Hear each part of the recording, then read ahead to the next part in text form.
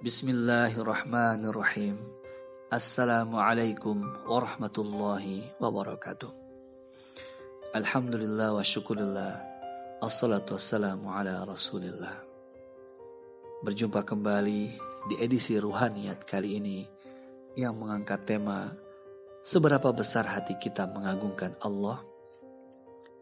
Saudaraku para pendengar sekalian, mungkinkah orang yang banyak berdosa menyisakan hati yang mengakui keagungan Allah Subhanahu wa Ta'ala?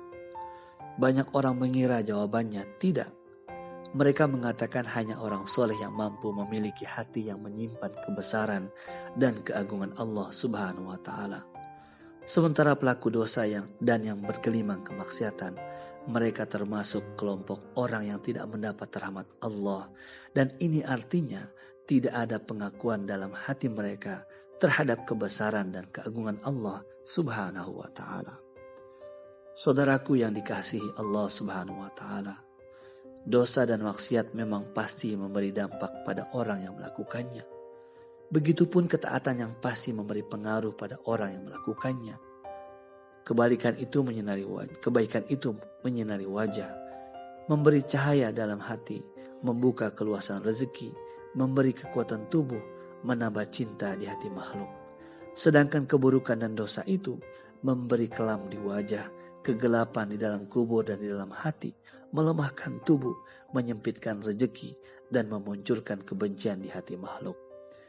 Demikianlah ungkapan Ibnu Abbas radhiyallahu ta'ala anhu. Saudaraku, tapi Islam tetap selalu ingin memberi semangat pada orang yang sudah berdosa agar tidak pernah putus harapan dari rahmat Allah. Dosa dan kemaksiatan sebenarnya tidak menghalangi seseorang untuk tetap memiliki hati yang mengakui kebesaran dan keagungan Allah Subhanahu wa Ta'ala. Mungkin kita menapakkan kaki di tempat yang tidak sesuai dengan keridhaan Allah Subhanahu wa Ta'ala, tapi hati kita tetap memendam pengakuan tulus akan keagungan Allah Subhanahu wa Ta'ala. Ini artinya Allah Subhanahu wa Ta'ala meniupkan kebaikan dalam hati, meski secara lahir kita belum sesuai dengan situasi hati kita. Itulah sebabnya para ulama membagi dua kategori kemaksiatan, yakni kemaksiatan anggota tubuh yang disebut zunub al-jawarih dan kemaksiatan hati yang disebut zunub al-qalb. Meski tidak dipungkiri juga ada keterkaitan antara keduanya, dan yang paling membahayakan adalah kemaksiatan hati ketimbang kemaksiatan anggota tubuh.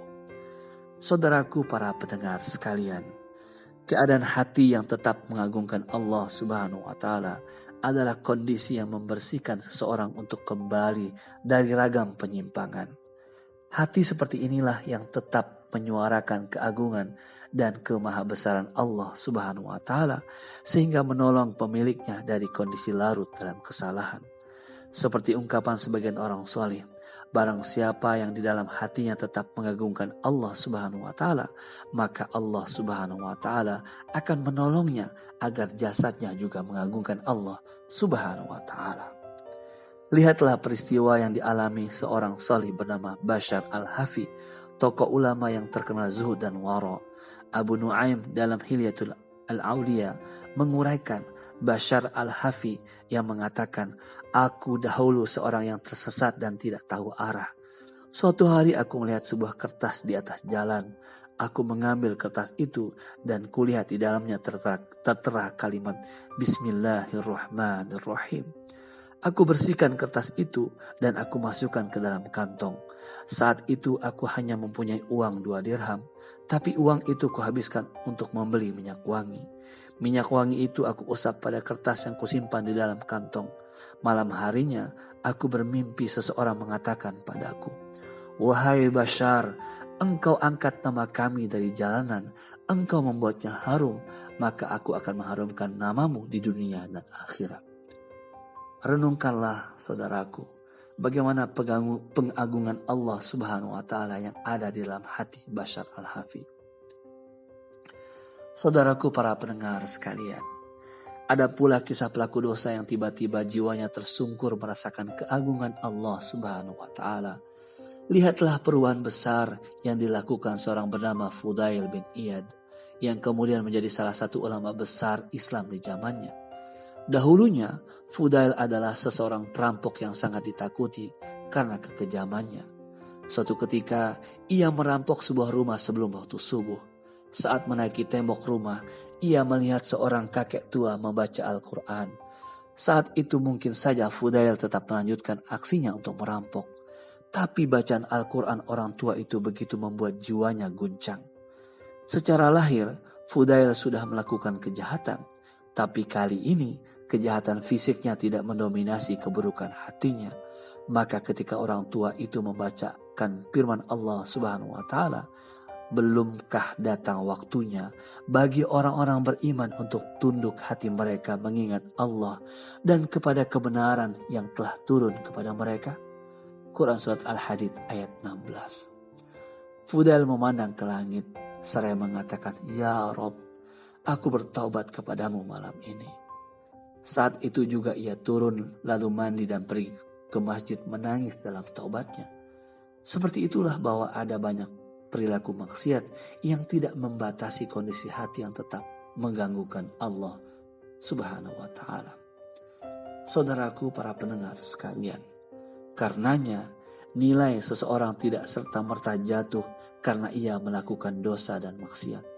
Bahkan ketika seorang pezina dirajam lalu mendapat cacian dan penghinaan dari sejumlah sahabat, Rasulullah SAW bersabda, "Jangan lakukan itu.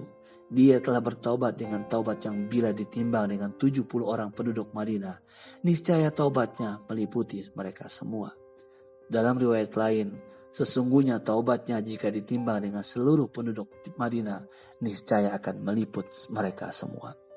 Artinya, pezina itu pun ternyata memiliki hati yang tetap mengagungkan Allah Subhanahu wa Ta'ala. Kondisi hati seperti itulah yang membuatnya rela mendapatkan hukuman sesuai kehendak Allah Subhanahu wa Ta'ala dan Rasulullah Sallallahu Alaihi Wasallam. Sekarang, mari bertanya pada diri sendiri, seberapa besar keagungan Allah Subhanahu wa Ta'ala dalam hati kita? Wallahu a'lam bishawab. Assalamualaikum warahmatullahi wabarakatuh.